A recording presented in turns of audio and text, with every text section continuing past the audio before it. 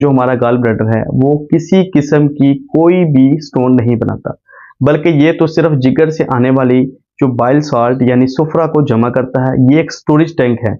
और जब हमारे जिगर से आने वाला जो बाइल साल्ट है उसमें कोलेस्ट्रॉल की मिकदार बहुत ज़्यादा बढ़ जाती है और बाइल साल्ट बहुत ज़्यादा कम हो जाता है, तो ये हमारे जिगर में मौजूद बाइल साल्ट गाढ़ा होकर तो ये क्रिस्टल की शक्ल इख्तियार कर लेता है और यही बाद में गाल ब्लैडर स्टोन बनाता है।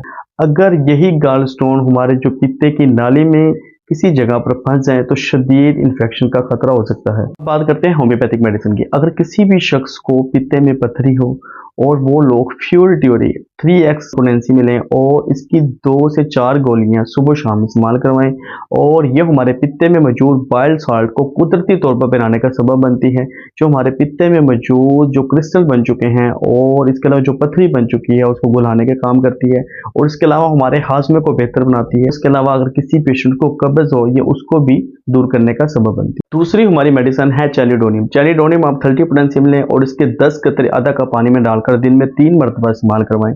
ये हमारे जिगर के जो खुलियात हैं, जो हमारे जिगर के सेल्स हैं, उनको मुतहर्रिक करती है ताकि वो एक सेहतमंद बाइल बना सकें। और इसके अलावा जो हमारा गाल ब्लैडर है उसकी जो नालियां हैं उसके अंदर स्वेलिंग को कम करती है, सोजिश को कम करती है। और ज़्यादा देर खाली पेट ना रहें, और खाली पेट रहने की वजह से हमारे पित्ते में मौजूद बाइल पड़ा पड़ा सड़ने लगता है। और इसके अलावा मुकर्रर टाइम के ऊपर खाना खाएं जिसकी वजह से हमारे पित्ते की जो हरकत है वो भी प्रॉपर बनी रहे। अगर आपको दाईं पसलियों के नीचे शदीद दर्द हो रही हो तो फ़ौरन किसी भी होम्योपैथ डॉक्टर से रजू करें और फ़ौरन अपना अल्ट्रासाउंड वगैरह करवाएं। और याद रखें कि किसी भी बीमारी के इलाज के लिए मुस्तकिल मिजाजी और सब्र बहुत ज़रूरी है।